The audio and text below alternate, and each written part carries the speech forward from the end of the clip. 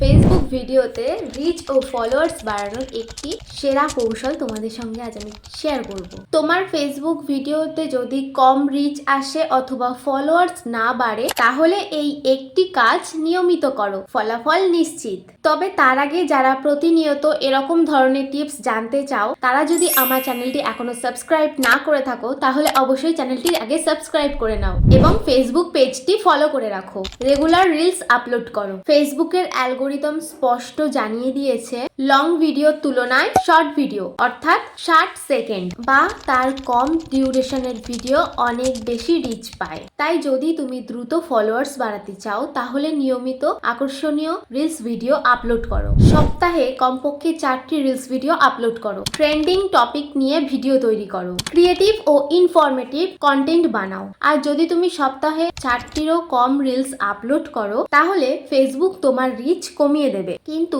যদি 4টের বেশি অথবা ধারাবাহিকভাবে আকর্ষণীয় রিলস পোস্ট করো, তাহলে দিন দিন তোমার রিচ বাড়তে থাকবে।